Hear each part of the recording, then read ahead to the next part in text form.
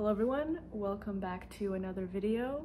Today I wanted to make this a fun, quick video for a reading challenge that I thought would be a cool thing to try with you guys, see how it goes. So they say that a book's first lines should grab a reader's attention. And if you're submitting your work to agents and publishers, then it should also grab their attention too. So I wanted to do a fun reading challenge with you guys where I will read 6 of my opening lines for 6 of my books, and you can rank them from what you found most to least engaging, or name which ones you would pick up if you heard that line. Maybe it would be 1 or 2 of them, maybe all of them, maybe none of them at all, and that's completely okay. But feel free to let me know in the comments down below which, if any, grab your attention. I will also be making a second video in the next week or so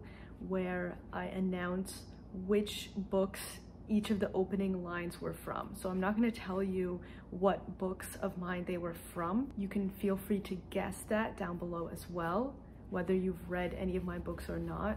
They're all up on Amazon if you want to check that out. So if you're curious to find out which books these are from, then feel free to subscribe to this channel and be alerted when that video comes out. All right, without any further ado, let's get to the challenge.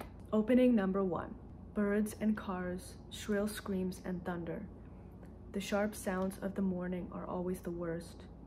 I stare out onto the concrete yard, shielding my eyes from the sun. Suburbia at war with my senses. If I press my ears up to the glass, I can hear the soft sizzle of delicate wings burning in the black tar as unfortunate beetles get too close to the rising heat waves. I close my eyes and listen. Opening number 2. The car lurched forward as it advanced across the gravel barrier. The terrain shifted from connected pavement to loose grit. This was true wilderness.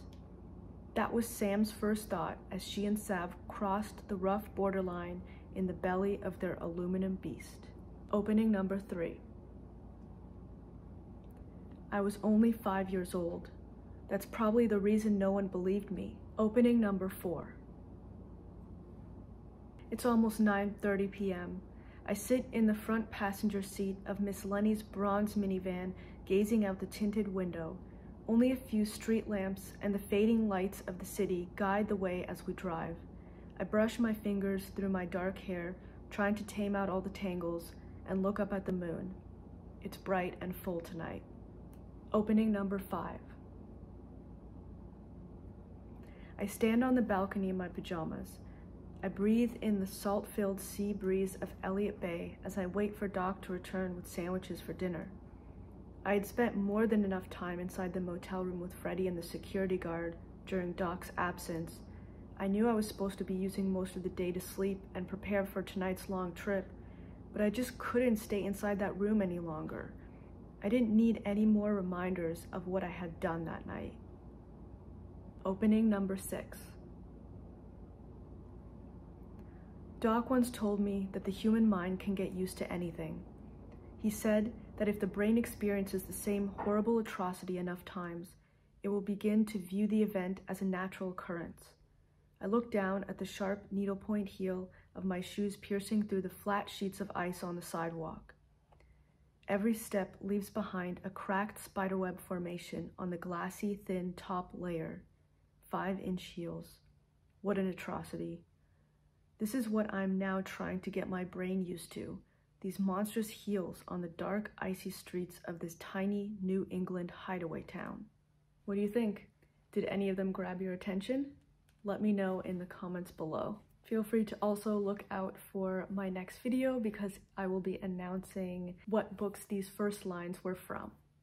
If you participated in this challenge, thank you so much, and I look forward to seeing you in the next one. Bye.